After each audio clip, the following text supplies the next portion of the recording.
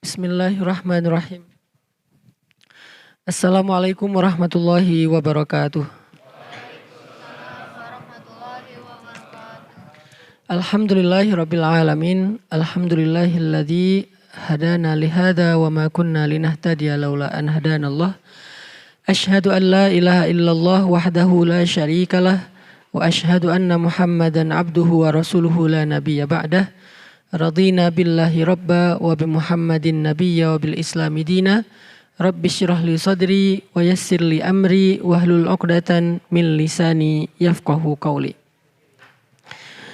Teman-teman sekalian, para pemuda Bandung dan sekitarnya, ya, pemuda Bandung dan sekitarnya yang dirahmati Allah Subhanahu wa taala. Pada malam ini adalah perjumpaan pertama kita setelah Ramadan. Dan untuk pertama-tama saya ingin mengucapkan kullu am wa antum bi khair. Taqabbalallahu minna wa minkum salihal a'mal. Semoga ibadah-ibadah yang kita kerjakan di bulan Ramadan menjadi ibadah yang akan memudahkan segala urusan kita sepanjang tahun ke depan. Teman-teman, dalam halaqah ataupun kajian nongkrong di masjid kita pada malam ini, pertama-tama saya ingin merefresh semangat dan niat kita bahwa duduk di dalam majelis ilmu atau nongkrong di masjid seperti ini adalah salah satu bentuk tajdidul iman, memperbaharui iman. Salah satu bentuk dari recharging iman, nge-recharge kembali iman kita kepada Allah Subhanahu wa taala. Karena al-imanu yazidu wa yanqus, iman itu naik turun, sehingga ketika kita membiarkan iman itu enggak dicas dalam beberapa waktu, maka iman yang lemah, iman yang sedang turun itu akan berpengaruh kepada amal kita. Jadi modal beramal itu bukan fisik, bukan waktu, bukan juga harta. Bukan fisik, bukan waktu, bukan sekedar memiliki kelebihan harta. Bukan itu modal amal. Jadi ada orang yang gak sanggup ke masjid, itu bukan karena dia lemah fisiknya. Ada orang yang tidak sanggup baca Al-Quran bukan karena dia gak punya waktu. Ada orang yang gak sanggup untuk memberi makan anak yatim bukan karena dia gak punya harta. Ada orang yang gak sempat untuk melakukan sholat berjamaah bukan karena dia sibuk dan dia lagi banyak kerjaan. Tetapi semua kebaikan yang tidak bisa dilakukan itu sebabnya karena imannya sedang lemah. Kalau imannya lagi kuat, maka keterbatasan fisik tidak akan menjadi excuse. Saya sering cerita, ada orang yang datang ke masjid bolak-balik padahal fisiknya lemah.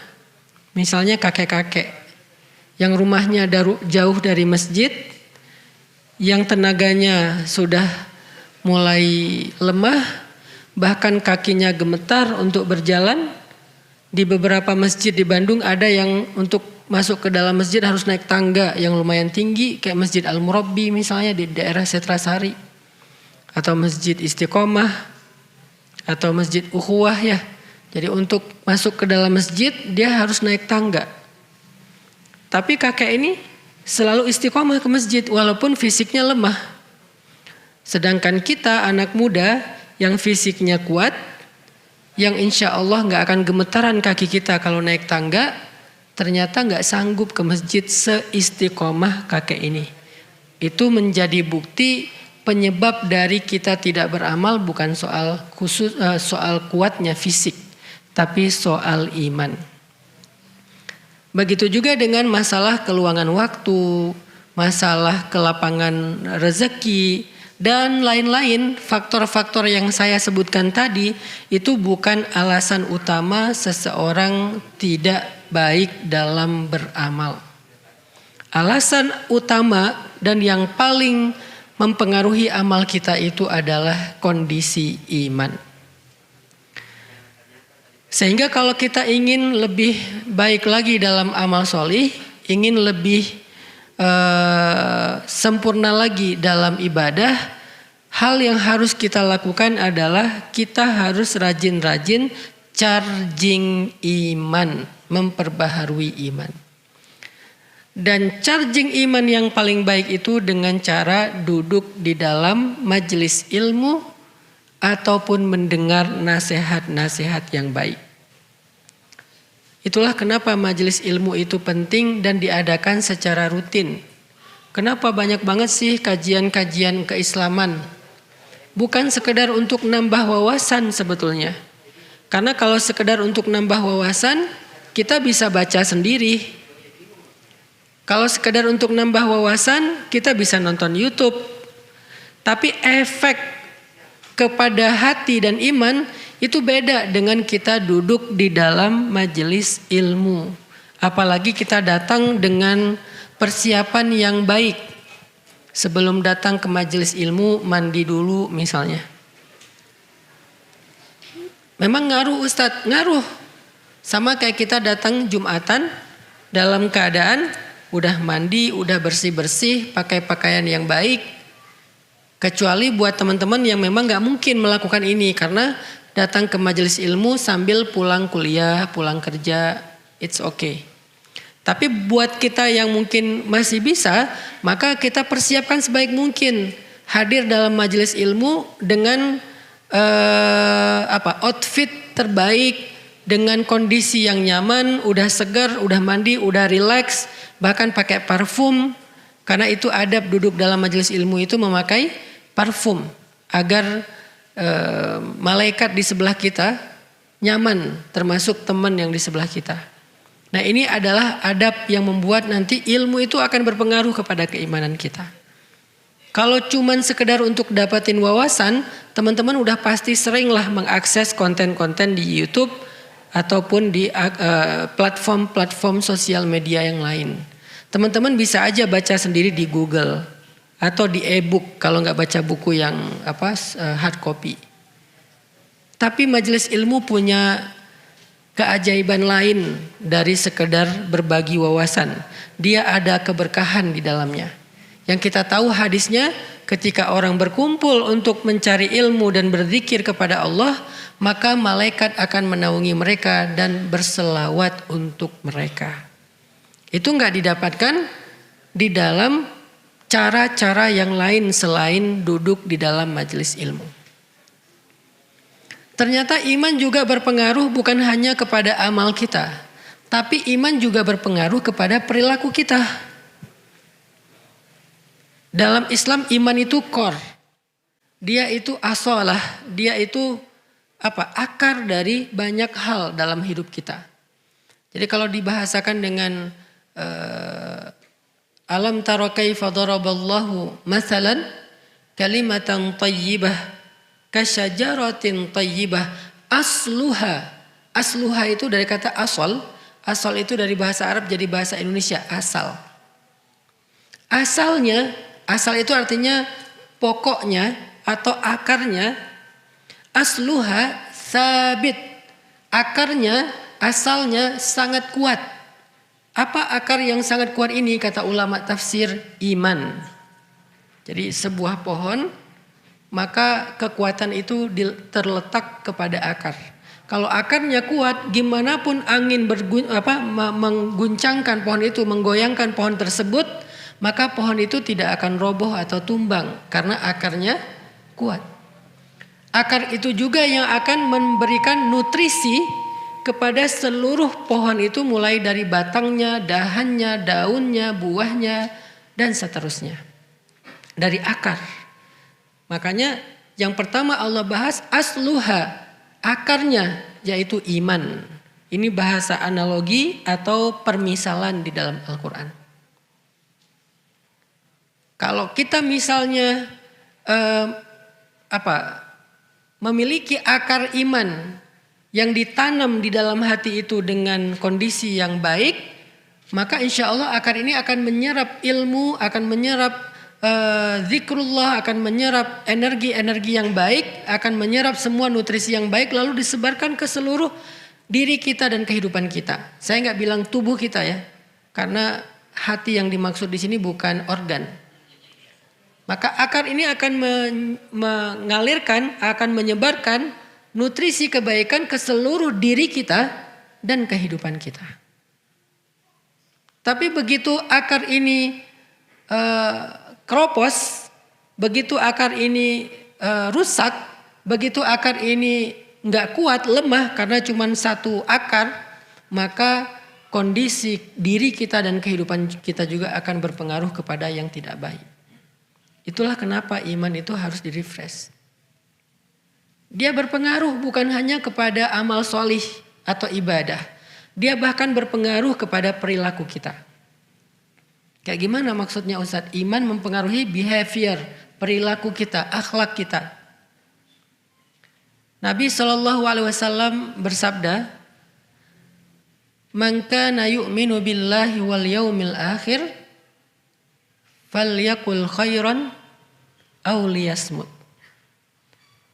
Man kana yu'minu billahi wal yaumil akhir falyukrim dhaifah. Man kana yu'minu billahi wal yaumil akhir falyukrim atau falyuhsin ila jarih atau falyukrim jarah. Kalimat awalnya sama, man kana yu'minu billahi wal yaumil akhir. Tapi dampaknya beda-beda. Yang pertama, siapa yang beriman kepada Allah dan hari akhir, hasilnya hendaklah dia berkata-kata baik atau diam. Itu perilaku. Kalimat yang lain, hadis yang lain, siapa yang beriman kepada Allah dan hari akhir, hendaklah dia memuliakan tamunya. Itu juga perilaku. Siapa yang beriman kepada Allah dan hari akhir, hendaklah dia berbuat baik kepada tetangganya. Itu juga perilaku. Artinya perilaku, akhlak dan karakter kehidupan kita sehari-hari ternyata dipengaruhi oleh kondisi iman. Terutama dalam kondisi-kondisi sulit. Kalau kondisi normal mungkin nggak ketahuan nih betapa penting peran iman dalam mempengaruhi perilaku. Nggak ketahuan kalau kondisi normal. Kayak gini, ini normal nih. Nggak ketahuan. Ketahuannya pas lagi kondisi sulit atau ada ujian. Dalam kehidupan sehari-hari misalnya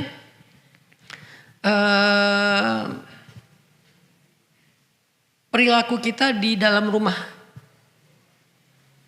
Itu sangat dipengaruhi oleh iman. Seorang suami kepada istri, sesabar apa suami kepada istri tergantung iman. Sesayang apa suami kepada istri tergantung iman. Selembut apa suami kepada istri tergantung iman. Bukan tergantung kita orang mana. Jangan sampai saya kan orangnya kayak gini. Saya itu dari Sumatera. Saya itu orang Makassar. Saya itu orang Surabaya, Jawa Timur. Saya orang Madura. Saya orang Aceh. Saya orang Medan nih. Bentar. Coba lihat, Umar itu orang apa? Umar itu orang Quraisy dari suku Khuza'ah. Orang yang sangat keras dan kasar. Jadi kalau alasannya saya orang Medan, Umar mungkin lebih Medan dari kita. Sebelum ada iman. Saya orang Madura, Umar mungkin lebih Madura dari kita. Saya orang Aceh, Umar lebih Aceh dari kita. Saya orang misalnya Surabaya, apapun lah alasan background suku, Umar lebih daripada kita dalam urusan keras, kasar. Makanya dikenallah Umar dengan orang yang ghalidun syadid, orang yang kasar dan keras. Atau mungkin kehidupan kita di masa lalu, saya emang anak jalanan, saya tinggal di terminal, saya gaulnya di jalan, orang jalan emang kayak gini. Umar itu lebih jalan daripada kita. Sebelum ada iman, tetapi setelah iman dia menjadi orang yang paling lembut terhadap istrinya di rumah. Dan kita mendengarkan kisah bagaimana Umar dimarahi istri diam aja. Padahal jin Kalau Umar lewat satu jalan, dia pasti nggak akan lewat lagi jalan itu selama-lamanya selama bau tubuh Umar, harumnya, wanginya tubuh Umar itu tercium oleh jin di jalan itu, nggak akan lewat tuh jin, saking takutnya sama Umar. Kan sahabat sama jin macam-macam ceritanya ya, nggak kayak KKN ya, lebih ngeri lah. Sama Dauh, sama siapa lagi itu mah, ada jin yang dikejar sama sahabat sampai jin itu lompat ke pagar dan jatuh. Gak ada kan film kayak gitu? Jin dikejar sahabat, loncat pagar, kesandung jatuh. Ada jin yang apa istilahnya tuh? Dilipat-lipat sama sahabat, kayak dilecekin sama sahabat. Kalau bahasa orang Jawa diuyel-uyel sama sahabat, ada yang digituin. Ada jin yang dipukul sama sahabat sampai buta matanya. Kalau Umar nggak usah fisik. Aroma tubuhnya Umar aja jin udah lari. Saking takutnya jin sama Umar. Kok takut? Apa sih yang ditakuti dari Umar? Ghalidun syadid, kasar dan kerasnya Umar. Bukan hanya iman ya. Kalau iman kenapa gak Abu Bakar yang kayak gitu? Karena Abu Bakar secara iman kita tahu gak ada tandingannya di antara umat Islam setelah Rasulullah kan. Kalau ditimbang kalau ditimbang iman Abu Bakar di satu timbangan, kemudian iman kaum muslimin sepanjang sejarah dari zaman Nabi sampai sekarang di timbangan yang lain, maka iman Abu Bakar itu lebih berat. Jadi pastinya kalau karena alasan kesolehan, Abu Bakar udah lebih soleh daripada Umar pastinya. Walaupun sama-sama soleh. Apa yang ditakuti oleh jin dari Umar yang tidak dialami oleh Abu Bakar, tidak dialami oleh Utsman, tidak dialami oleh sahabat-sahabat yang lain. Itu tadi, bahkan Khalid aja gak ngalamin. Khalid gak gitu sama jin. Jin takut sama Khalid, tapi gak segitunya. Khalid bin Walid. Siapa lagi jagoan-jagoannya Nabi? Sa'ad bin Abi Waqqas. Siapa lagi? Banyaklah keren-kerennya sahabat. Pastinya Ali bin Abi Thalib. Ali sebetulnya juga sangat ditakuti jin. Jin mengambil jarak dari Ali itu sekian jauh. Tapi Umar aroma aja ditakutin sama jin. Kenapa? Saking ghalidun syadid, saking keras dan kasarnya Umar, itu jin aja takut dengan kerasnya Umar. Gak bisa mungkin kita jabatan tangan sama Umar aja, tangan kita remuk dan Umar gak sengaja. Oh kenapa?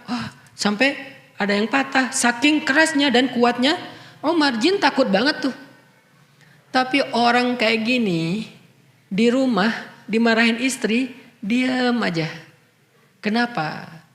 Karena iman. Karena Nabi yang nyuruh gitu. Bersikap lemah lembutlah kamu kepada pasanganmu, kepada perempuan. Sehingga ketika perempuan marah, maka Umar bin Khattab akhlaknya terhadap istrinya menjadi baik karena iman di dalam hatinya.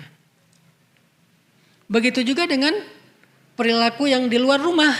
Mulai dari tetangga, mulai dari tamu, mulai dari dan seterusnya. Seperti yang kita pernah dengar kisah. Ada sahabat Ansor yang menyambut tamu di rumahnya. Dengan menghidangkan makanan satu-satunya yang dia punya. Yang bahkan dia dari siang belum makan. Anak-anaknya belum makan kan? Pas malam tamu itu datang ke rumah mereka, mereka hidangkan makanan yang hanya cukup untuk satu orang dewasa. Dihidangkan kepada orang tersebut, lalu tamu itu merasa gak enak hati, ini gimana makannya? Tuan rumah kok gak makan? Terus ini makanannya cuma sedikit, cukup gak kalau saya makan nanti tuan rumah jadi gak makan misalnya. Akhirnya yang punya rumah memadamkan lampu di rumahnya, lalu menemani tamu ini makan dengan cara kecap-kecap seolah-olah ikut makan sampai tamu ini kenyang. Kok bisa ada yang berperilaku kayak gitu kepada tamu yang bahkan gak dia kenal. Kalau tamu itu teman lama mungkin beda cerita. Kalau tamu itu adalah misalnya saudara atau keluarga dekat beda cerita. Ini tamu gak dikenal. Sesama mukmin doang nih modalnya. Sesama orang yang beriman, kok bisa kayak gitu? Karena mukmin itu diantara mereka adalah ikhwah. Innamal mu'minuna, sesungguhnya orang yang beriman itu bersaudara. Jadi dia perlakukan lebih daripada saudara biologisnya, sehingga dia bisa berperilaku seperti itu kepada tamu. Apa dasarnya? Iman asluha sabit. Iman itu mempengaruhi perilaku banget.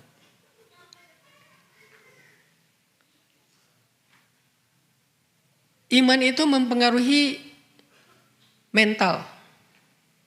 Kalau yang pertama tadi iman mempengaruhi amal solih. Yang kedua iman itu mempengaruhi perilaku. Yang ketiga iman itu mempengaruhi mental. Arti mental, kuat enggak kuatnya kita dalam menghadapi masalah itu tergantung iman. Ada orang yang masalahnya kecil tapi dia bilang, kenapa cuman saya yang diginiin Allah? Allah enggak adil. Saya udah enggak kuat lagi. Saya pengen mati aja. Dan seterusnya keluh kesah yang seolah-olah dia merasa dialah orang yang paling susah di muka bumi.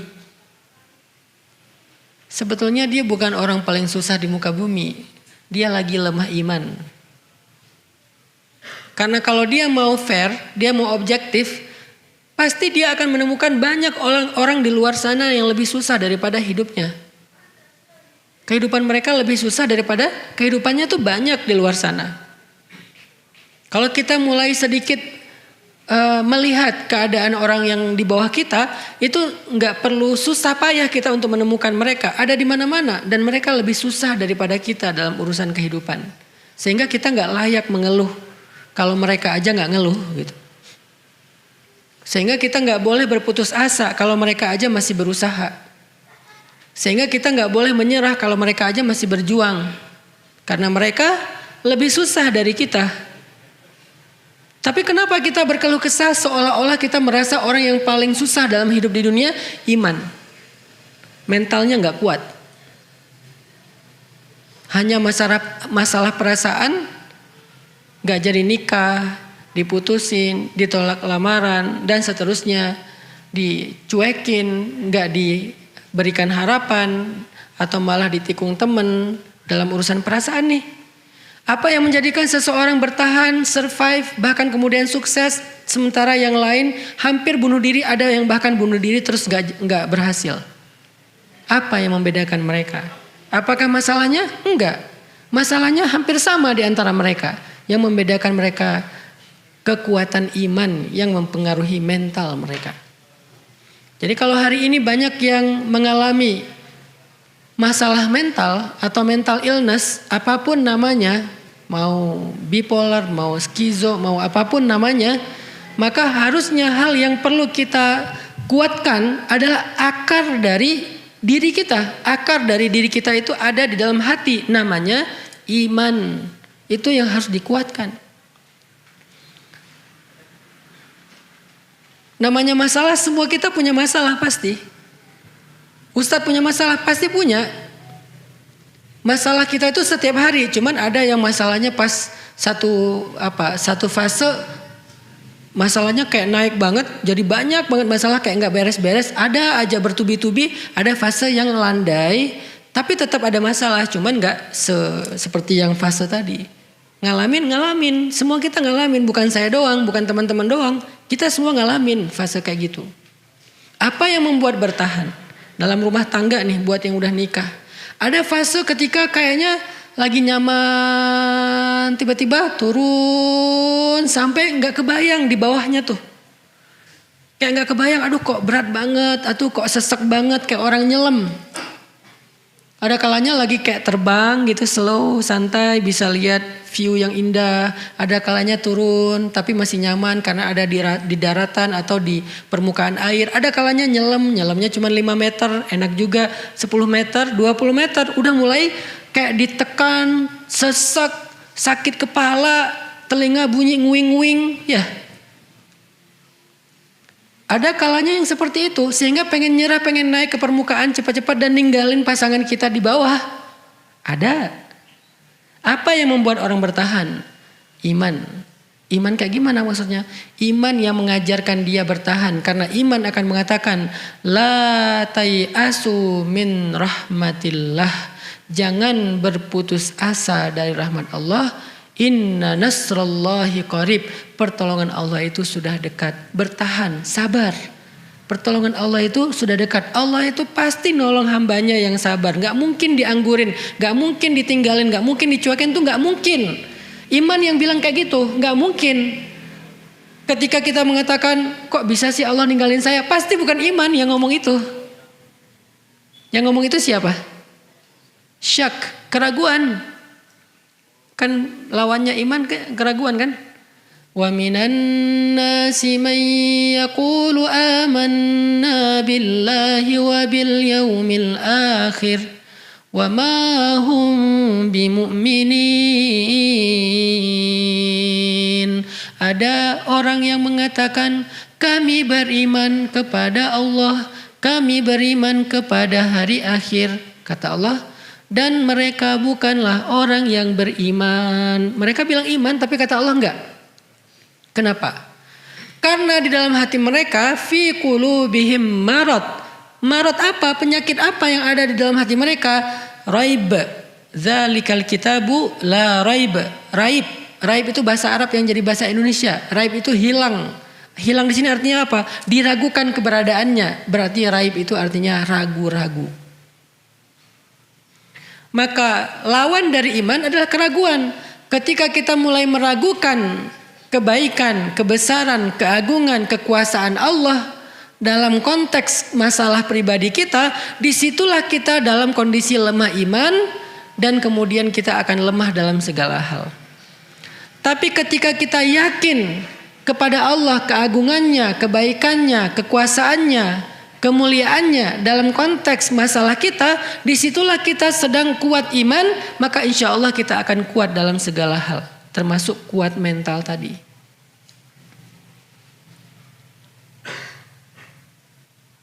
Yang pernah saya alamin itu salah satunya adalah ujian dalam masalah keluarga misalnya. Itu kalau misalnya nggak kuat itu udah selesai. Tapi karena kita bertahan, pokoknya saya nggak akan pernah ninggalin pasangan saya. Pokoknya saya nggak akan berhenti untuk memberikan nafkah terbaik kepada pasangan saya. Gimana pun cara berjuangnya, mau berdarah-darah, mau kayak gimana. Terus bertahan. Dan setelah beberapa waktu, Allah yang menentukan waktunya, bukan kita ya. Jangan sampai saya akan bertahan tapi dengan syarat setahun. Setelah setahun berarti ini salah Allah nih. Kan saya udah sabar. Bukan kita yang menentukan waktunya. Makanya ketika para sahabat bertanya, mata nasrullah, kapan datangnya pertolongan Allah? Allah tetap gak jawab besok. Allah tetap gak jawab nanti malam. Allah tetap gak jawab besok pagi atau kapan waktu yang spesifik, yang jelas gitu. Enggak. Allah bilangnya, ala inna nasrullahi qarib. Udah dekat. Kenapa bahasanya dekat? Enggak disebutin aja dekat itu berapa lama lagi sih? Sejam? Sehari? Sepekan? Enggak, karena Allah pengen kita belajar yakin sama Allah, bukan bertransaksi sama Allah. Kalau Allah bilang angkanya, kita akan bertransaksi. Oke, ya udah saya sabar ya, sehari kan. Tapi karena Allah bilang sebentar lagi, ya udah Allah lebih tahu deh kapan waktunya. Saya ikutin aja flow-nya. Jadi iman yang akan menuntun kita, berbisik kepada kita, memberikan nutrisi dan kekuatan kepada kita dengan kalimat-kalimat iman. Ala inna nasrullahi qarib. La haula wala quwata illa billah. La haula itu bukan kalimat orang yang sedang kaget. La haula wala quwata illa billah. Bukan. La haula kalimat orang yang pasrah. Saya udah gak kuat, saya gak ada daya. Tapi saya masih punya Allah yang maha kuat dan maha kuasa. Saya udah gak kuat nih. Saya gak ada daya upaya nih. La haula wala quwata, saya nggak punya daya, saya nggak punya kekuatan. Wala quwata, illa tapi billah, saya masih punya Allah. Itu yang membuat kita bertahan. Saya nggak bisa ngeharapin siapa-siapa nih. La ahli, wala ashabi, wala jari, wala nas kullun nas fil ard. Saya nggak bisa berharap ke siapa-siapa. Nggak keluarga saya, nggak tetangga saya, nggak sahabat saya. Terus gimana dong kalau saya nggak bisa berharap ke siapapun? Hasbi Allah. Bukankah cukup bagi saya Allah? Ini yang dibisikin oleh iman kepada kita. Sehingga kita memiliki kekuatan mental dalam menghadapi masalah kita, teman-teman. Insya Allah kita lanjutkan nanti setelah selesai sholat isya. Barakallahu fikum. Bismillahirrahmanirrahim. Teman-teman, yang dirahmati Allah Subhanahu wa taala, kita lanjutkan pembahasan tentang iman. Karena ini adalah pertemuan pertama kita setelah Lebaran, saya berharap prolog ini bisa menjadi penyemangat buat kita untuk selalu hadir dalam kajian-kajian kita ke depannya. Bukan hanya di Masjid Nurul Falah, nanti juga kita adakan kalau memang sudah waktunya, sudah siap di pesantren Cilengkrang, kemudian juga di masjid-masjid yang lain. Kita tadi membahas bagaimana iman itu mempengaruhi amal kita, ibadah kita, termasuk kayak orang yang bersedekah. Orang yang bersedekah itu berapa jumlah sedekahnya itu tergantung iman. Kalau dia yakin sama hadis Nabi, iman itu kan artinya yakin dan percaya ya. Kalau dia percaya kata Nabi, demi Allah tidak akan berkurang harta karena sedekah. Semakin dia yakin dengan kalimat itu ya semakin dia sedekahnya semaksimal yang dia bisa. Walaupun tetap ada fikihnya. Jangan sampai kita memberikan sesuatu yang menjadi hak waris kita, menjadi hak keluarga kita sampai kemudian keluarga kita kelaparan. Kecuali dengan seizin mereka, kayak cerita sahabat tadi ya, yang ngasih makan kepada tamu dengan seizin istrinya. Tapi kalau enggak dengan seizin istrinya, dia zalim kepada keluarganya. Yang jadi pelajaran adalah kadang-kadang kita punya kelebihan rezeki pun tapi merasa sayang untuk diberikan. Dan kita merasa kalau udah sedekah itu uang kita berkurang. Kenapa orang merasa kalau sedekah uangnya berkurang? Karena dia ragu akan dikembaliin enggak nih sama Allah. Cuman enggak bisa ngomong. Yang berbicara di situ hatinya. Lisan kita nggak mungkin bilang Allah ngembaliin nggak uang saya, nggak mungkin. Tapi kita kan berkomunikasi dengan Allah lewat hati juga. Kadang-kadang dengan lisan kita berkomunikasi dengan Allah, tetapi hati kita sebaliknya. Innallaha la yanzuru ila aswarikum wala ila a'malikum, walakin yanzuru ila qulubikum. Allah itu berkomunikasi dengan kita bukan dengan fisik dulu, bukan zahir dulu, tapi hati kita. Jadi kalau lisan kita bilang amanna, hati kita bilang ragu, maka Allah bilang wa ma hum bimu'minin. Kenapa kita kayak ragu-ragu mau sedekah? Karena kita pikir ini dibalikin gak ya, dibalikin gak ya? Buktiin deh, buktiin sendiri. Saya gak akan minta nih pakai apa, sini kasih, saya gak akan minta gitu. Buktiin sendiri-sendiri aja deh. Karena kita masing-masing punya cara sendiri, buktiin aja sendiri. Gimana kalau kita ngasih, nggak lama tuh, nggak lama, cepet banget. Berapa jumlahnya? Jangan tanya saya, Allah lebih tahu. Saya nggak berani menjanjikan angkanya, karena bisa dikonversi dalam bentuk angka, bisa dikonversi dalam bentuk kehidupan, bahagia, hidayah, bisa juga untuk keluarga, anak kita, dan yang lebih baik lagi dikonversinya di akhirat. Jangan semuanya pengen diambil di dunia, terus akhirat kita sisanya apa? Kan kita gak hidup sekali doang teman-teman. Kita hidup tuh 2 kali. Mati yang sekali, hidup 2 kali. Dan dalam kehidupan kita di akhirat, kita juga butuh bekal seperti kehidupan di dunia. Tapi karena kehidupan di dunia ini kita gak lama, bekalnya gak banyak-banyak amat. Sedangkan kehidupan akhirat lama, susah. Udah gak bisa ikhtiar lagi. Di dunia kita masih bisa ikhtiar nih. Di akhirat kita tinggal make yang di dunia. Udah gak bisa diikhtiarkan lagi.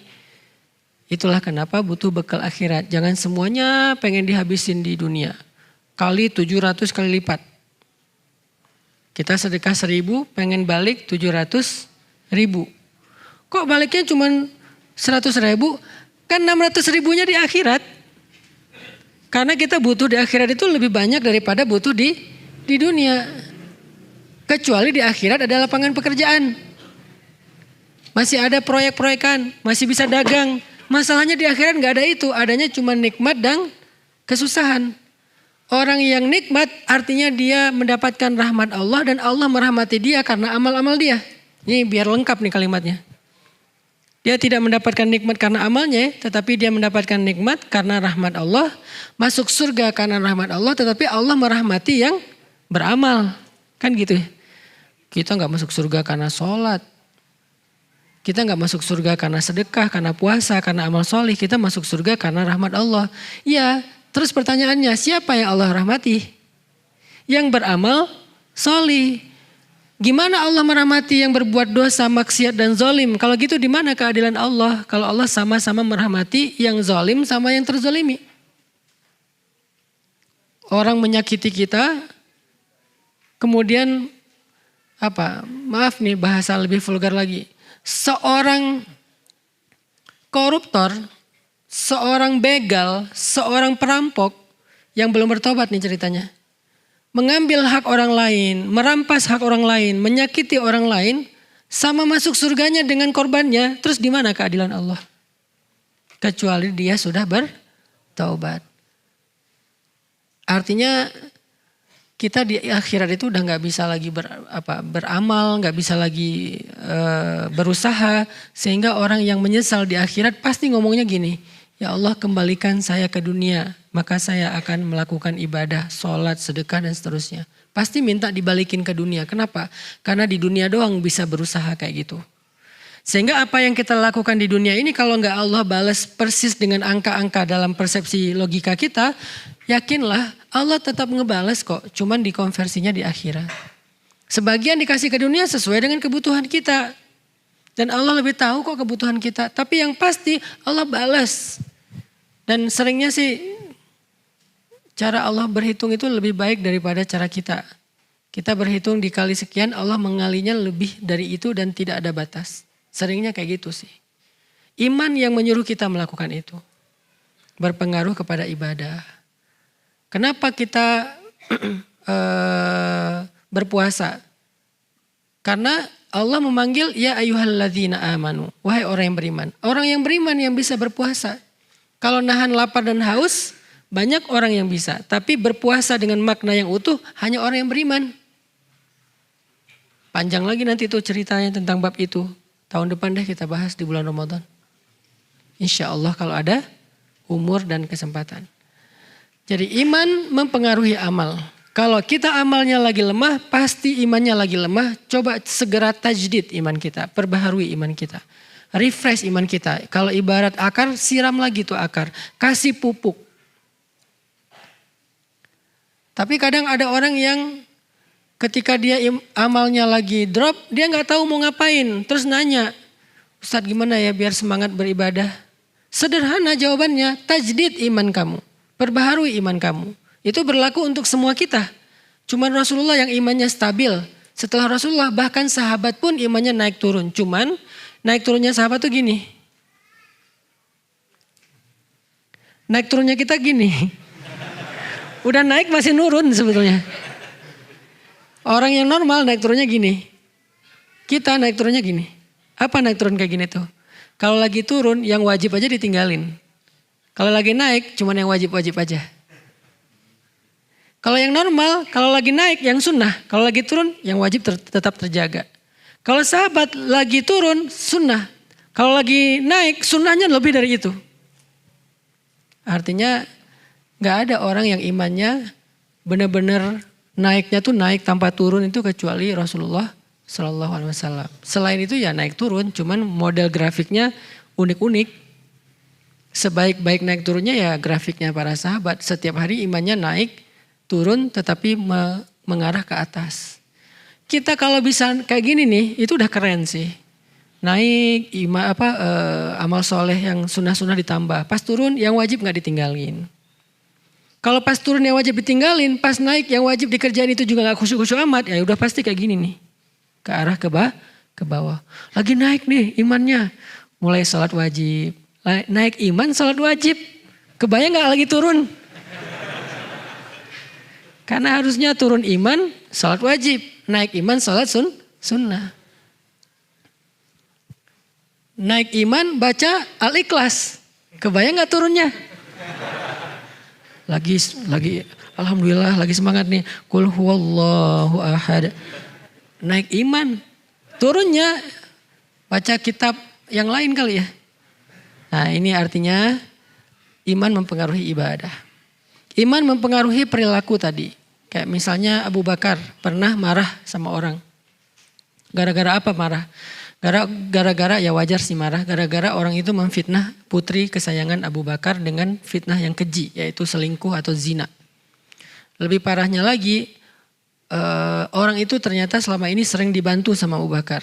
Seringnya bukan berarti seminggu sekali, hampir setiap hari dibantu sama Abu Bakar. Dibantu ini, dibantu itu, terus saja. Bahkan bisa dibilang dia udah kayak dinafkahi Abu Bakar tuh. Tega-teganya memfitnah Aisyah. Marah Abu Bakar, sumpah demi Allah saya gak akan bantu dia lagi. Wajar sih, kalau kita mungkin lebih dari itu. Karena anaknya difitnah. Ternyata turun ayat menegur Abu Bakar. Apakah kamu gak suka jika Allah memaafkan kesalahanmu? Maka maafkanlah. Kalau pengen dimaafin sama Allah. Langsung pas dengar ayat itu Abu Bakar mengatakan bala ya Rob, bala ya Rob. Tentu ya Allah saya suka kalau saya dimaafkan. Kalau dosa saya diampuni maka saya akan maafkan. Pulang ke rumah ngambil semua yang baik-baik.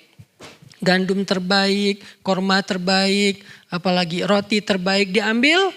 Baju terbaik dibawa ke rumah orang tersebut, dia hadiahkan, dia sedekahkan, dia bilang kalau kamu butuh apa-apa bilang ke saya, mulai hari ini saya akan memberikan kamu kebaikan 2 kali lipat daripada sebelumnya. Apa yang membuat Abu Bakar mampu memaafkan bahkan kemudian berbuat baik kepada orang tersebut? Iman. Iman gimana? Iman percaya dengan perintah Allah, dengan seruan Allah di dalam Al-Quran dan tidak ada di dalamnya kecuali kebaikan. Allah yang nyuruh. Allah yang nyuruh maafin, udah maafin. Kalau Allah bilang jangan maafin ya gak maafin. Ini kita kebalik, yang Allah suruh apa? Perangi, yang Allah suruh cegah, yang Allah suruh hindari, malah kita bela. Yang Allah suruh sayangi, malah kita abaikan. Ini kan kebalik, makanya hidup kita susah, hidup kita banyak keanehan. Sekarang penyakit muncul macam-macam penyakit. Karena kita membiarkan apa yang Allah marah. LGBT, korupsi, kriminal, anak muda di jalan bawa senjata tajam, nebas siapapun yang dia temui menjadi kebanggaan. Parah pokoknya. Sehingga butuh ada dakwah kayak gini, ngajak anak muda balik ke masjid. Sebelum pandemi kan udah mulai agak melandai nih kriminalitas ya. Gak ada begal segala macam kan ya. Tapi gara-gara 2 tahun gak ada pengajian, gak ada solusi selain pengajian dan masjid. Peraturan gak bisa, susah. Makanya selain mengandalkan pemerintah, mengandalkan aturan penegak hukum, salah satu yang perlu sangat diandalkan selain itu juga adalah masjid dan dakwah. Pembinaan umat. Tapi kalau pembinaan umat ini malah dicurigai, dihalang-halangi, dibubarkan. Nah ini berarti dia gak ada niat baik untuk Indonesia. Dia membiarkan Indonesia semakin kelam. Butuh tajdid iman. Karena perilaku itu tergantung iman. Di jalan kenapa sekarang banyak adegan orang ribut. Keserempet dikit ribut. Motor nabrak mobil lari. Kan mobil susah ngejar.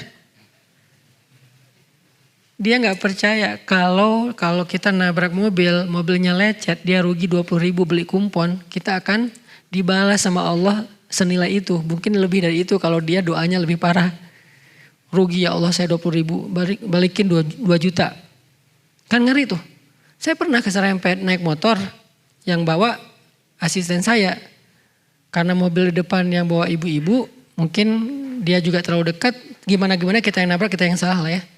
Tiba-tiba nabrak pakai ban depan kan, cuman ngegores-gores biasa lah, pakai kumpon yang putih nggak usah yang merah juga beres sebetulnya. Tapi si ibu minta KTP, mana KTP-nya? Bu, saya tanggung jawab, kalau perlu saya cariin kumpon sekarang nih. Enggak, saya minta KTP, buat apa? Takut emasnya lari. Kalau lari, saya tadi udah lari.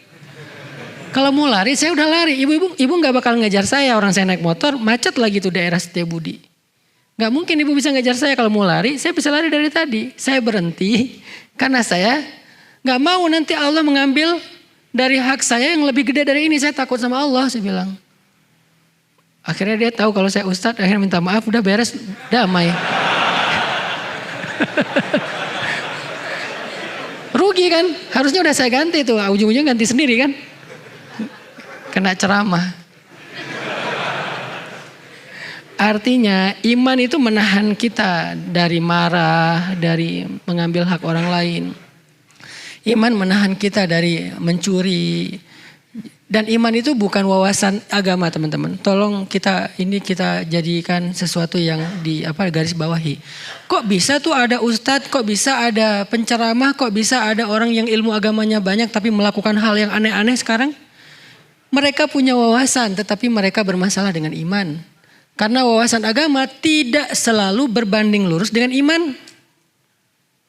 Bisa jadi orang yang wawasannya pas-pasan, imannya lebih tinggi daripada orang yang wawasannya tuh lekoh banget ilmu syariatnya. Sering teman-teman yang udah hijrah kayak gini, bisa jadi ibadah teman-teman saya yakin jauh lebih dahsyat daripada ibadah saya. Itu bukan bisa jadi, pasti itu. Karena pas baru hijrah ngerasa banyak dosa, pengen menebus masa lalu, akhirnya ibadahnya dipol-polin, gaspol. Sedangkan saya atau ustadz mungkin ngerasa udah sering beramal, mungkin ya. Akhirnya ya santai aja kita. Buktinya apa? Kalau lagi umroh tuh. Kalau lagi umroh saya selalu kalah sama jamaah saya. Kita ngerasa setahun berapa kali umroh.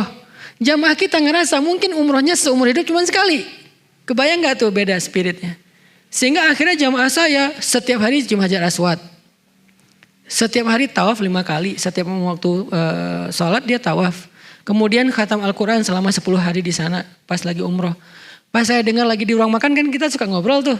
Alhamdulillah Ustaz hari ini cium hajar aswad. Oh Masya Allah ibu, perasaan saya udah berapa kali umroh belum pernah.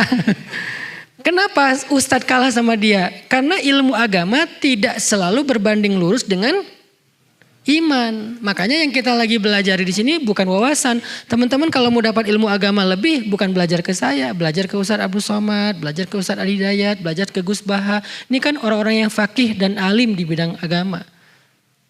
Kalau saya cuma seorang dai bisa ngajak untuk nge-refresh iman, semangat iman tentang kebesaran Allah. Karena kita belajar iman, biar naik nih iman kita. Kalau iman naik insya Allah amal, perilaku, mental menjadi lebih baik. Jadi teman-teman jangan heran ya kalau misalnya ada ustadz apapun namanya, kiai atau habib. Dia orang yang tahu banget ilmu agama, halal haram kok melakukan hal yang aneh. Itu dia punya wawasan tetapi tidak punya iman. Itu juga sangat kita sayangkan. Makanya yang kita coba duduk dalam majelis ilmu itu tujuannya pengen belajar iman. Belajar iman itu isinya apa Ustadz? Belajar kebesaran Allah. Udah itu aja.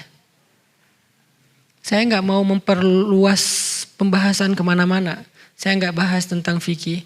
Karena fikih akan mudah ketika kita beriman. Fikih terasa jadi beban dan berat kalau iman kita lemah. Kenapa 13 tahun di Mekah fikih belum terlalu kompleks? Ayat-ayat syariat belum turun kecuali sedikit sekali. Kenapa?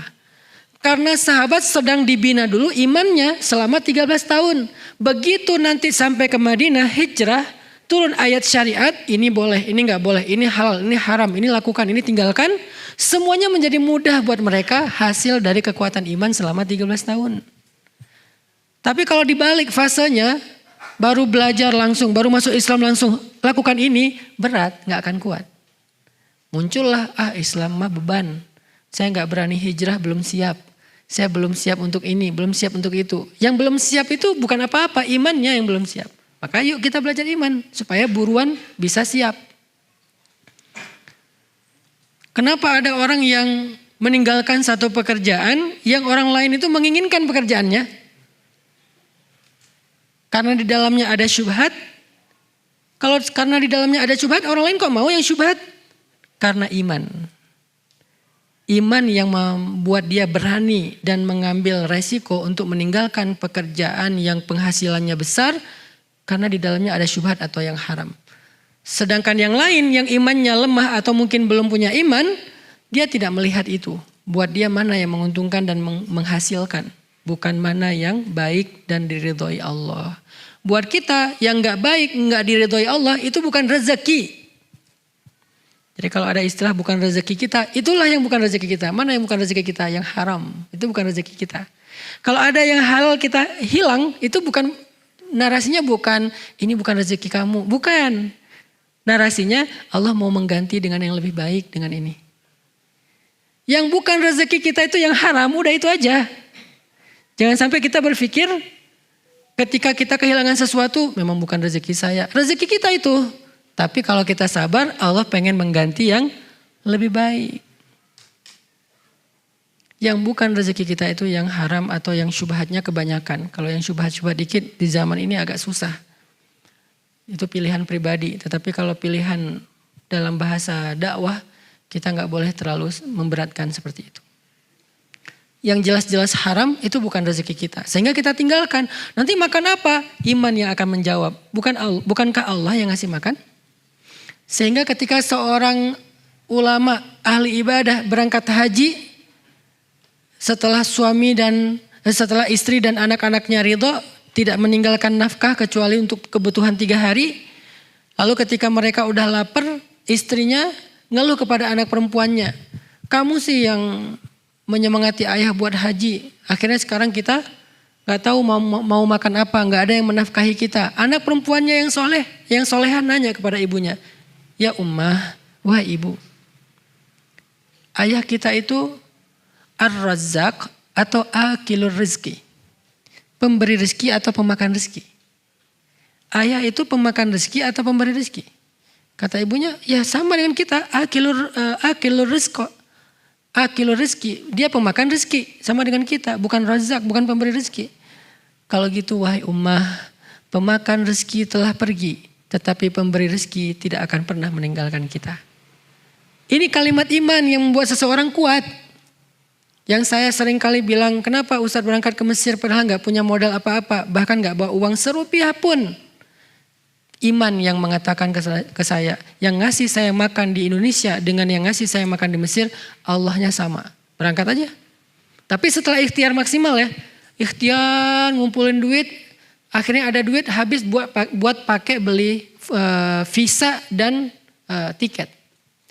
Udah gak ada lagi sisa. Ya udah berangkat karena udah azam, sudah ikhtiarnya maksimal. Fa idza faraghta fansab wa ila rabbika farghab. Iman yang nyuruh kita teman-teman. Memaafkan iman yang nyuruh kita. Menyambung silaturahim yang terputus, iman juga yang nyuruh. Kalau pakai hawa nafsu dan ego nih, nggak bakal kita kayak gitu. Misalnya pakai ego nih, ada keluarga besar karena silaturahim kan berlakunya dalam keluarga kan.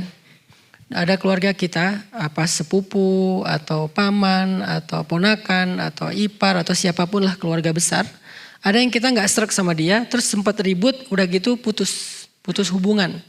Nggak ada di grup keluarga besar, kemudian nggak pernah chat, nggak mau tahu, kalau lebaran nggak mau ketemu, dan seterusnya lah, terputus. Kita orang yang merasa marah sama dia ngerasa nggak akan rela saya nyambung silaturahim sama dia. Dia jahat banget sama saya, jahat sama keluarga saya, jahat sama ibu saya, jahat sama istri saya. Pokoknya saya udah nggak nganggap dia lagi nih. Keluarga. Tapi karena ada hadis qudsi di mana Allah berfirman ketika amal manusia dinaikkan kepada Allah setiap hari Senin dan hari Kamis dan setiap pagi dan petang. Maka kemudian Allah berfirman, amhilu hadzain hatta yastaliha. Anziru hadzain hatta yastaliha. Tahan amal 2 orang ini sampai mereka berdamai. Kalau mereka masih terputus silaturahim, amal mereka tergantung antara langit dan bumi. Kalau mereka wafat, meninggal dalam keadaan silaturahimnya masih terputus, maka amalannya akan berguguran, tidak bernilai di mata Allah. Karena kita yakin dengan itu, kita paksakan diri kita, kita lawan ego kita datang menyambung orang yang memutuskan kita di antara keluarga. Sil man qata'aka, sambunglah orang yang memutuskanmu. Jadi silaturahim itu bukan bertamu teman-teman. Lagi ngapain? Lagi silaturahim. Bukan itu silaturahim. Kenapa silaturahim itu pahalanya gede banget? Karena bukan sekedar bertamu. Kalau sekedar bertamu pahalanya gede, mudah banget ya. Silaturahim itu amalan istimewa karena emang susah. Apa silaturahim itu? Silman qata'aka, sambunglah yang memutuskan. Tapi di sini maksudnya keluarga ya, bukan yang lain. Saya pengen silaturahim sama kamu. Itu nggak ada hadisnya tuh. Nggak boleh loh kita memutuskan silaturahim. Sering kan kayak gitu ya. Pas diputusin bilang, nggak boleh memutuskan silaturahim loh. Emang lo siapanya gua? Sepupu bukan, adik bukan, paman bukan ya. Kan orang lain. Di situ nggak berlaku silaturahim. Kalaupun berlaku dalam kebaikan, bukan dalam masalah pacaran, berlakunya ukhuwah, islahu dzatil bain, bukan silaturahmi. Silaturahmi berlakunya dalam keluarga. Kepada siapa objeknya? Bukan yang lagi nyaman, yang nggak nyaman itulah objeknya. Kalau silaturahim hanya memilih yang nyaman-nyaman, itu bukan sedang menyambung yang terputus, itu sedang menjaga persaudaraan. Bagus juga, cuman bukan hadis silaturahmi. Silaturahmi itu atau silaturahim itu hadisnya silman qata'aka, sambung yang memutuskanmu. Datang kita ke dia, walaupun dia yang memutuskan kita. Setelah datang ternyata dia nggak membuka pintu, minimal tanggung jawab kita sudah tertunaikan. Sehingga amal kita terangkat kepada Allah. Tinggal amal dia yang tergantung di antara langit dan bumi. Kita mah enggak. Tapi kalau kita nahan ego, kita menjaga ego, maka dua-duanya tergantung di antara langit dan bumi. Siapa yang menyuruh kita berbesar hati, lapang dada, ringan bebannya? Iman. Alam nashrah laka sadrak. Bukankah kami telah melapangkan dadamu? Apalagi? Alam nashrah laka sadrak wa wada'na 'anka wizrak. Kami turunkan bebanmu. Alladzi anqadha dhahrak, yang memberatkan punggungmu. Wa rafa'na laka dzikrak, dan kami tinggikan derajatmu. Kayak gimana cara biar dada kita lapang? Apa arti dada lapang, teman-teman? Ada yang tahu nggak? Apa arti dada lapang? Apa? Gak ada beban? Bukan. Karena kalau ada ikhlas, beda. Apa? Memaafkan. Ridho. Oke. Semuanya mirip-mirip. Dada lapang itu artinya di dalam hati kita muat kesalahan-kesalahan orang lain dan tidak membebani kita. Kesalahan orang lain itu masih masuk dalam hati kita, tidak bikin kita sesek. Itu namanya lapang dada. Kalau satu ujian, satu musibah, satu kesalahan orang lain udah bisa bikin kita nyesek, itu sempit dadanya tuh. Maka dia perlu banyak-banyak berdoa, Rabbi syrah li sadri, ya Allah lapangkan dada saya, Rabbi syrah li sadri. Itu bukan doa sebelum ngomong doang itu. Sebelum ceramah, sebelum public speaking, sebelum ketemu orang, Rabbi syrah li sadri wa yassir li amri. Bukan doa buat itu doang.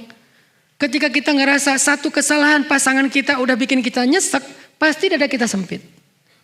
Ustaz gak ngerasain sih, bentar. Kadang ada masalah kecil, tapi kita ngerasanya udah besar. Kenapa? Karena tempat di dada kita kecil. Kadang ada masalah besar, tapi rasanya kecil, karena tempat di dalam hati kita itu lapang. Contoh, ruang masjid ini. Ruang masjid ini kalau diisi 1000 orang, kira-kira gak usah 1000 orang deh. Diisi 100 orang ruang masjid ini. Diisi 100 orang kira-kira rasanya gimana? Nyaman atau sempit? Ini kira-kira berapa orang sini? Lebih kan 100? Sempit gak? Sempit. Kalau sempit tuh duduknya gini. Ini masih bisa duduk lapang, santai. Oke, gak usah 100 orang. 50 orang, sempit gak masjid ini? Bisa selonjoran gak? Kalau 50 orang. Bisa tidur? Bisa. Disardenin aja gini. Dijajar, di soft. Bisa. 100 orang aja sebetulnya masih bisa tidur. Kalau pakai ukuran soft ya. Tapi mungkin agak ngepas. Coba sekarang kita ambil ruangan toilet. Diisi 50 orang. Ternyata masalahnya bukan berapa besar dan kecil masalah. Tetapi berapa besar ruang di dalam hati kita. Kalau hati kita selapang-lapangan bola, sekian banyak masalah, sekian banyak ujian, sekian banyak kesalahan, masih kerasa lapang. Bukan masalah besar. Tapi karena hati kita sempit, sesempit toilet, 2-3 masalah itu udah sesek tuh.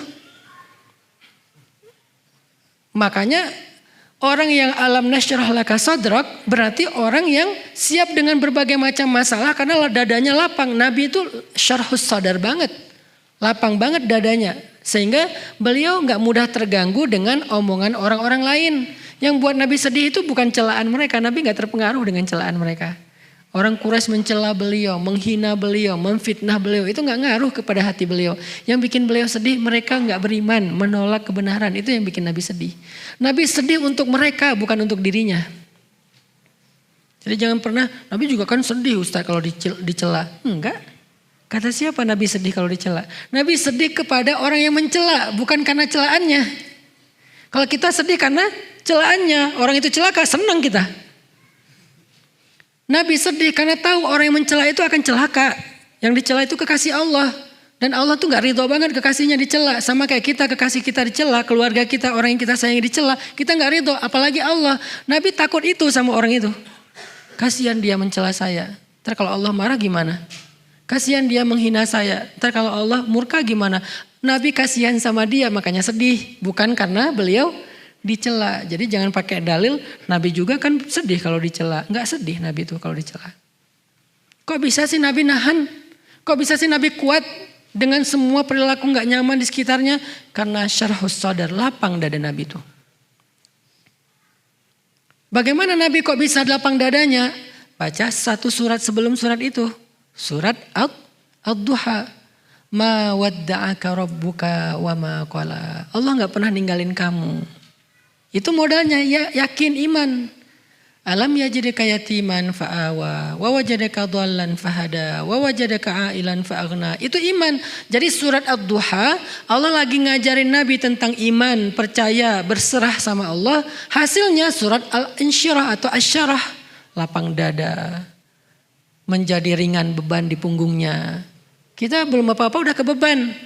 Beban itu artinya tanggung jawab. Baru dikasih tanggung jawab sedikit udah merasa aduh saya gak sanggup. Baru dikasih amanah dakwah sedikit aduh saya gak mampu. Kenapa kita ngerasa lemah dan tidak sanggup mengambil beban? Karena kita tidak percaya Allah. Kalau kita percaya Allah kita ambil tuh beban. Di dalam dakwah pemuda hijrah saya udah sering mentarbiyah para santri-santri tarbiyah. Kalau Allah kasih kita beban ambil aja. Nanti Allah mampukan. Kayak sekarang sekolah rimba gratis. Orang heran, sekolah gratis Ustaz. Gratis, benar-benar gratis, benar-benar gratis. Pendaftarannya aja gak ada biaya. Apalagi pembangunan, SPP gak ada itu. Sekarang udah masuk angkatan kedua. Beban gak? Beban lah.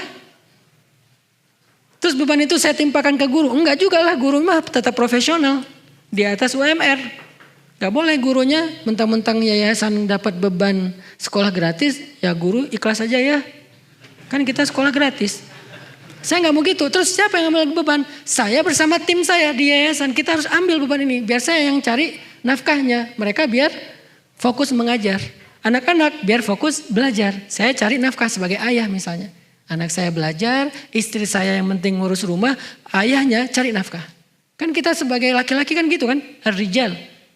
Salah satu di antara karakteristik rijal, cowok, kesatria, kuwatut tahammul, kuat mengangkat beban. Makin besar beban yang dia angkat berarti dia kesatria sejati. Kalau kita bilang kita kesatria tapi gak ada beban dalam hidup yang kita angkat, kita bukan kesatria, kita manusia biasa. Sampai kapan Ustadz? Ada yang bilang gini, biasanya sih cuma tahun pertama doang untuk branding, engagement. Nanti tahun kedua mulai bayar, tahun kesekian bayarnya mahal. Sampai saat ini saya masih berpikir, insya Allah selama saya mampu dan saya yakin Allah akan memampukan, itu akan gratis saja sampai kuliah. Saya pengen membuktikan ya, sekolah gratis yang berkualitas itu bisa kita wujudkan kok dengan dakwah. Tapi berkualitas bukan berarti gratis terus cuman pakai garasi orang, nggak ada tuh. Gratis berkualitas. Lahannya 9 hektar.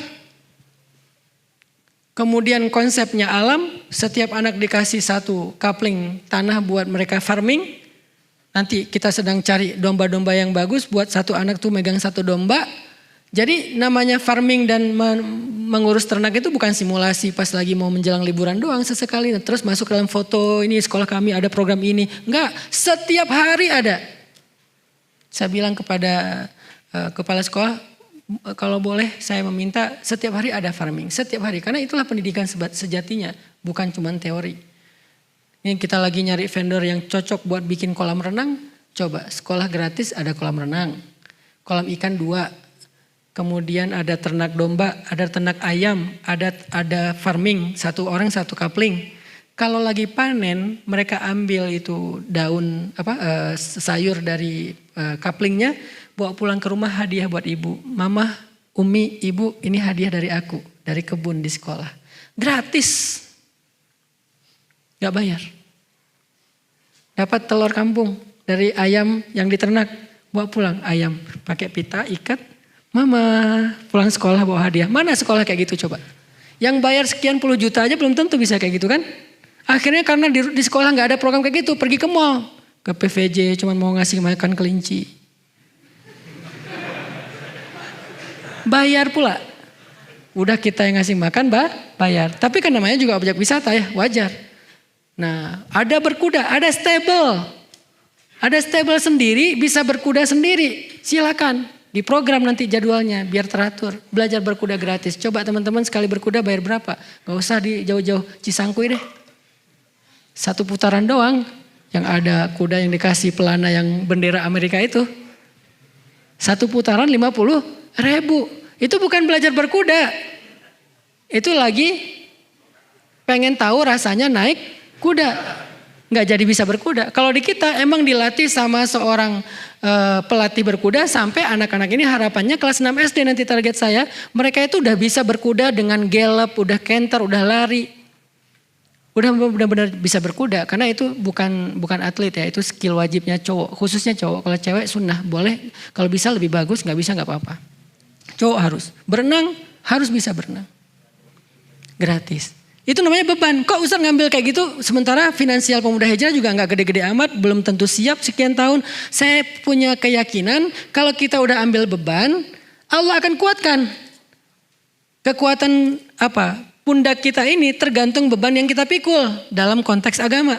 Sehingga kalau kita gak berani ngambil beban ya kita selamanya ngerasa belum siap, belum mampu, gak bisa dan seterusnya. Begitu kita ambil beban tiba-tiba sanggup. Itu yang saya lakukan dalam keluarga. Ketika ada keluarga misalnya saudara, ipar, sepupu dan seterusnya ada kebutuhan apa, kita coba ambil bebannya, ya udah nggak apa-apa nanti biar saya aja. Emangnya saya punya, belum tentu saya kelebihan harta juga, tapi setelah itu Allah ganti, ternyata ngeri gantinya tuh. Apa yang membuat kita mau mengambil beban teman-teman? Iman. Makanya belajar iman ini kunci segala sesuatu, emang akar kehidupan dan diri kita. Asluha sabit.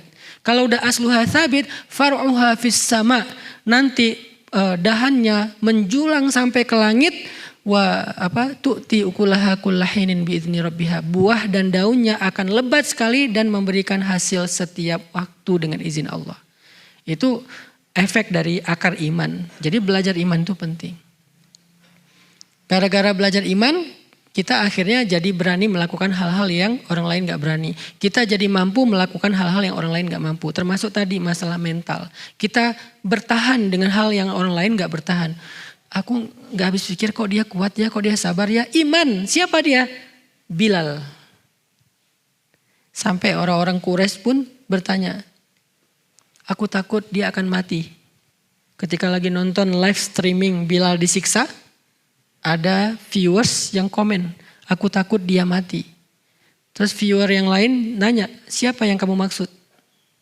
Yang lain yang tadi pertama bilang, aku takut Umayyah yang mati, bukan Bilal. Ternyata yang ditakutkan akan celaka dan mati ketika dalam adegan penyiksaan Bilal, bukan Bilal tapi Umayyahnya. Kok bisa Umayyah yang ditakuti, yang dikhawatirin, yang dikasihani? Karena terlihat Umayyah yang menyiksa Bilal, dia yang tersiksa. Umayyah menyiksa Bilal, tapi yang tersiksa Umayyah sendiri. Capek dia nyiksa Bilal. Bilalnya tidak terlihat kayak keberatan atau merasa terbeban atau apa. Walaupun sakit ya, tetapi dia tidak terlihat di matanya, di pandangan matanya bahwa dia itu benar-benar tersiksa, enggak. Tapi dia kuat dan menikmati siksaan itu walaupun berdarah, sakit, dia berteriak, tapi dia menikmati. Bahkan dia selangkah pun enggak mau memberikan kepada Umayyah apa yang Umayyah minta. Apa modal Bilal bertahan seperti gunung Sampai orang-orang mengatakan, sekarang aku baru tahu laki-laki itu bukan dilihat dari penampilannya, tetapi laki-laki itu dilihat dari ketabahannya. Dan aku baru tahu sekarang Bilal lebih kuat dari semua laki-laki sempurna yang ada di Mekah. Jadi gunung, teguh banget, tabah banget. Apa modalnya? Kita tahu jawabannya. Kalimat ahadun ahad, ahadun ahad. Iman kepada Allah. Itu yang bikin Bilal bertahan. Jadi kalau kita mau ngambil Bilal sebagai model, inspirasi, teladan kita agar kita bertahan, ya berarti kuatin ahadun ahadnya. Iman, belief, percaya, thikoh, berharap sama Allahnya. Itu modal banget loh teman-teman, modal banget. Jadi sebelum kalian belajar sains, belajar ilmu apapun, bahkan ilmu agama dalam bentuk wawasan, belajar ini dulu. Sehingga kalau kalian udah belajar iman, apapun setelahnya akan menjadi kebaikan. Belajar sains setelah iman, nanti jawabannya kalimat responnya adalah, ekspresinya adalah hadza min fadli rabbi. Subhanaka rabbana ma khalaqta hadza batila. Jadi responnya adalah Allahu Akbar. Itu respon orang yang mengerti sains setelah iman. Tapi orang yang mengerti sains tapi nggak ngerti iman, responnya adalah ini adalah fenomena alam. Kalimat fenomena alam. Dia lebih mending pakai kalimat itu daripada memuji Allah. Padahal ini bukan fenomena alam doang. Ya, tetapi di atasnya ini kebesaran Allah. Ini kebesaran Allah. Sekecil apapun penemuan saintis yang dia dapatkan, maka dia akan mengatakan ini kebesaran Allah, ini kebesaran Allah. Karena biasanya orang kalau nggak ngerti iman, dia akan mengatakan, wah ini teori ilmiahnya begini, ini fenomena alam, ini terjadi karena ini. Penjelasannya detail, tapi dia lupa ada siapa di balik semua itu. Kita kalau lagi takjub sama Instagram dan Facebook, kita pasti nggak lupa dong sama foundernya yang membuat platform secanggih ini. Kalau kita takjub sama teknologi Tesla dan seterusnya, kita nggak lupa dong sama foundernya yang membuat teknologi canggih masa depan seperti ini. Ada helikopter, ada mungkin mobil listrik, ada nanti bentar lagi taksi terbang, ada apa segala macam, banyak lah.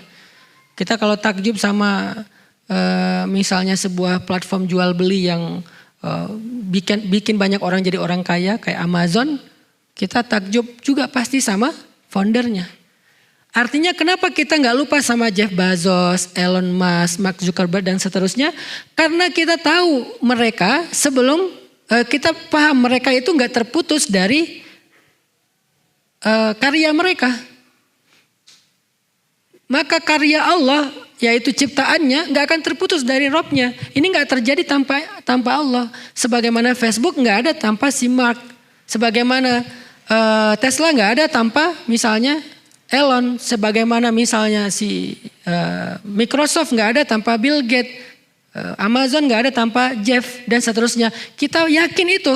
Kenapa giliran alam kita bilang ini fenomena alam seolah-olah terjadi secara kebetulan dan tidak ada orang di balik, tidak ada zat di baliknya.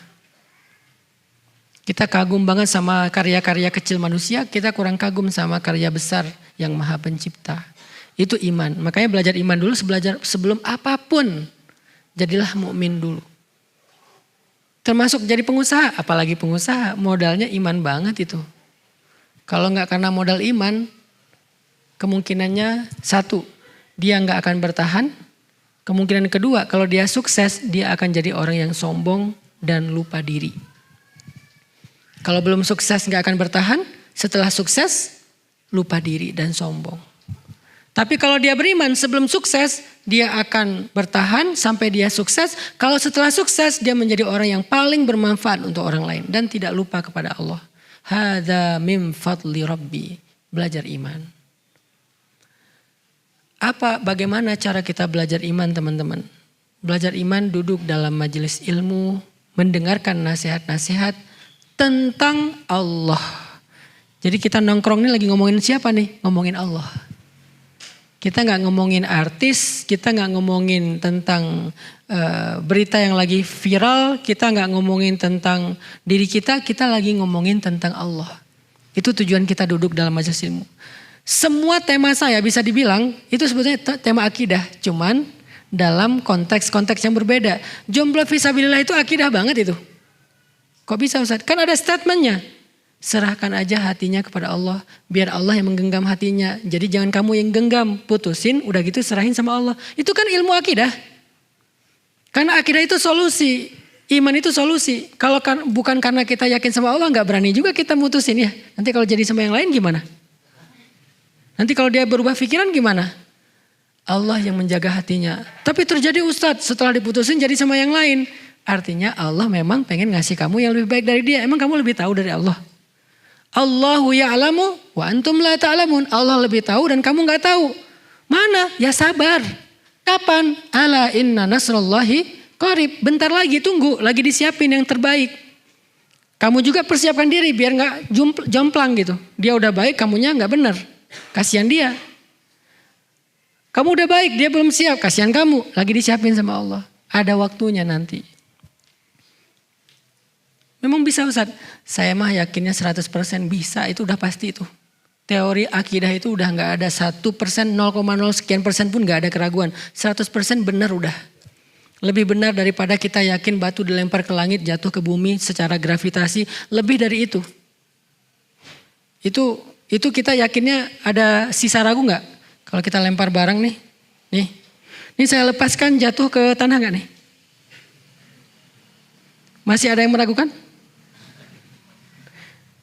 Kayak gitu aja kita yakinnya 100%.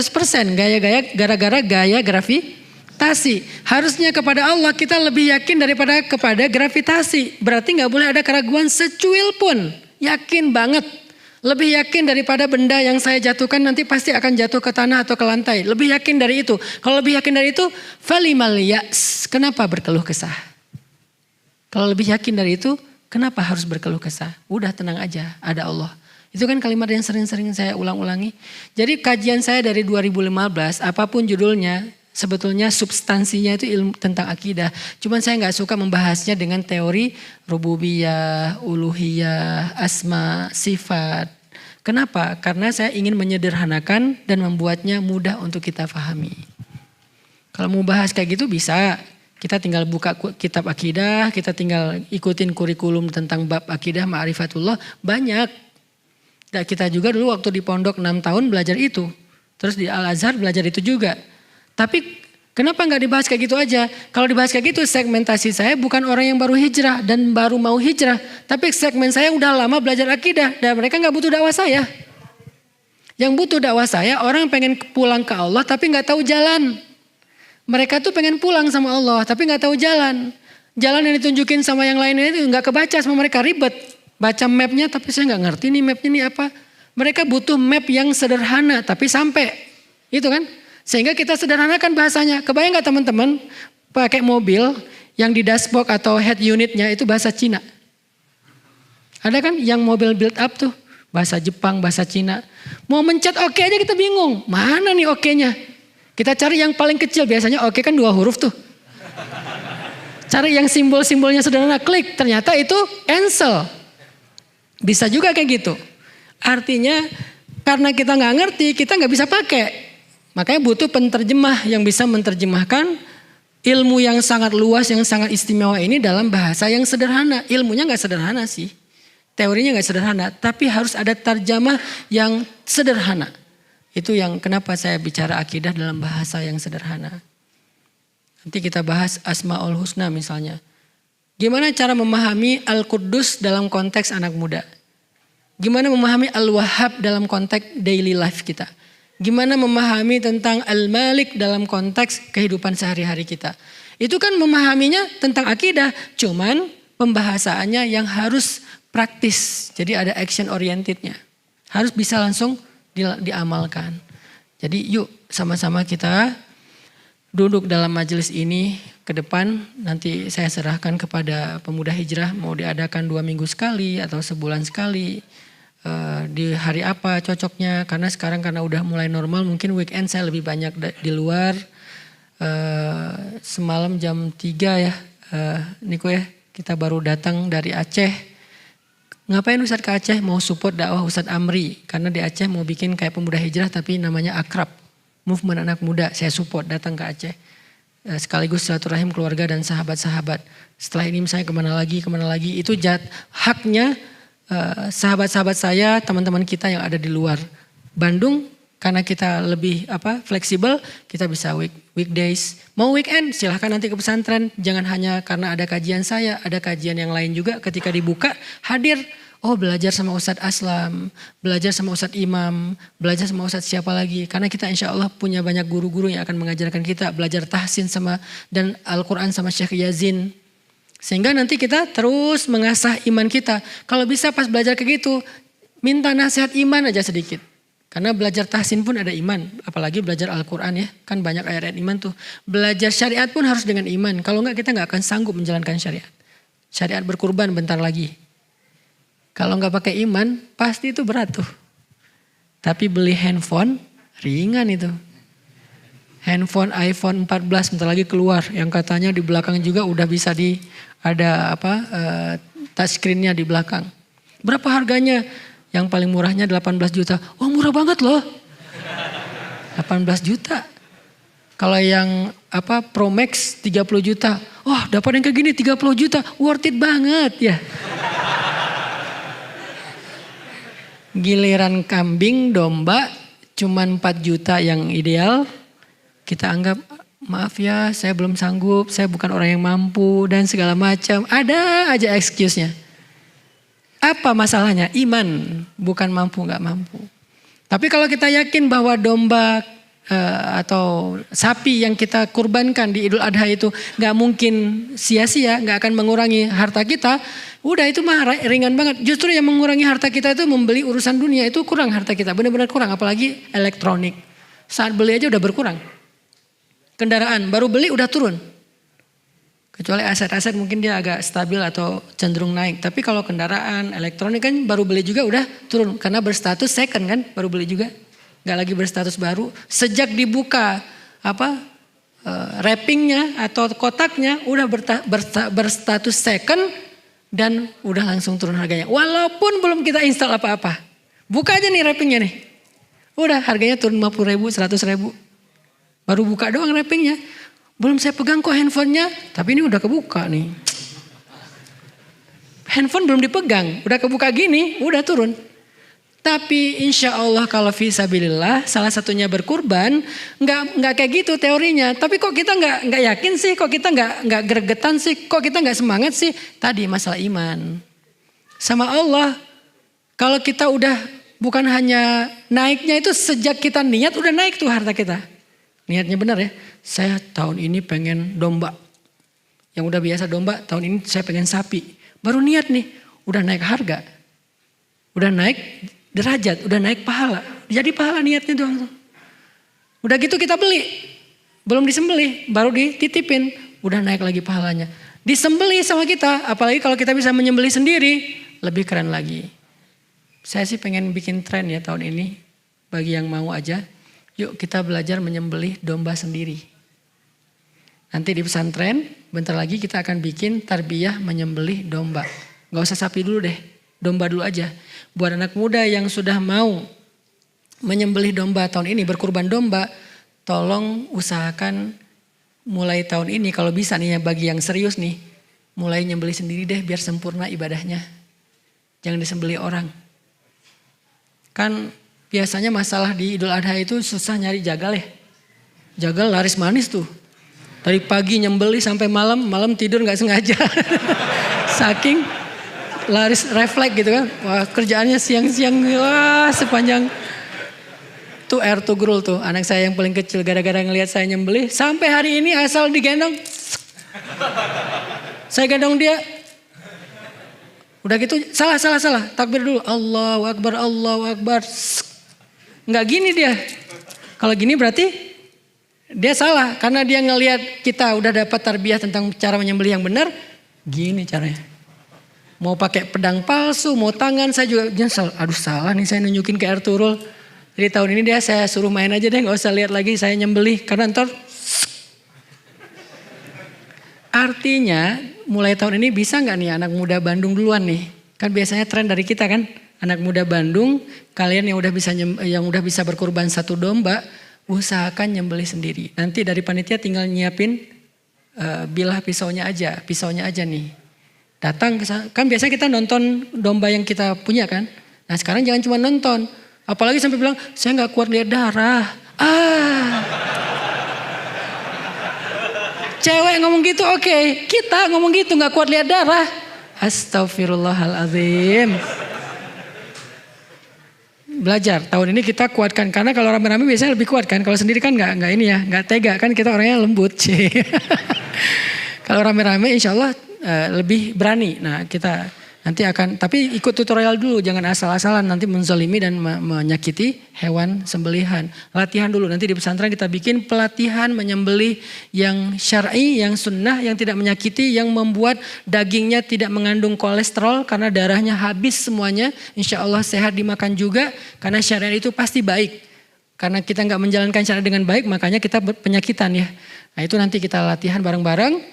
Setelah itu yang mau menyembelih ngerasain sensasi dan kebaikan menyembelih yang dialami oleh Nabi Ibrahim, Nabi Muhammad, kita rasain sendiri nih, bukan cuma dengar cerita. Yuk bareng-bareng kita lakukan tahun ini. Sehingga semuanya bisa menyembelih jadi cowok sejati. Ya. Yang perempuan Ustadz memang bukan kayak gitu syariatnya, makanya titipin ke cowok. Tapi gak ada cowoknya, makanya jangan tolak kalau datang. Ya. Kalau ada yang datang terima. Itu aja, barakallahu fikum. Bismillahirrahmanirrahim. Ya Allah, ampunkanlah dosa kami. Dosa kami setelah Syawal, mungkin kami tidak seperti Ramadan. Di bulan Ramadan kami rajin ke masjid. Di bulan Syawal kami mulai jarang. Di bulan Ramadan kami membaca Al-Quran. Di bulan Syawal mungkin sampai hari ini belum khatam. Di bulan Ramadan kami menahan diri dan hawa nafsu. Di bulan Syawal kami tidak mampu. Di bulan Ramadan kami rajin itikaf, betah di rumahmu. Tetapi di bulan Syawal kami lebih betah di rumah kami. Ya Allah, maafkan kesalahan kami ya Allah. Tidak ada niat kami untuk meninggalkanmu dan lebih tertarik dengan Ramadan. Sesungguhnya Ramadan itu adalah syariatmu. Ramadan telah pergi tetapi engkau bersama dengan kami. Ya Allah, istiqomahkan kami dalam ketaatan seperti bulan Ramadan. Walaupun kami berada di bulan-bulan yang lain. Sehingga ketika kami istiqomah dan dawam, engkau juga akan selalu menemani kami dan merahmati kami. Ya Allah, berkahilah majelis kami ini dengan majelis yang penuh rahmat, yang di dalamnya kami belajar iman tentang engkau. Tambahkanlah iman kami lewat majelis ilmu. Jangan biarkan kami termasuk orang-orang yang ragu kepadamu. Rabbana atina fid dunya hasanah wa fil akhirati hasanah wa qina adzabannar. Walhamdulillahirabbil alamin. Subhanakallahumma wa bihamdika asyhadu an la ilaha illa anta astaghfiruka wa atubu ilaik. Assalamualaikum warahmatullahi wabarakatuh.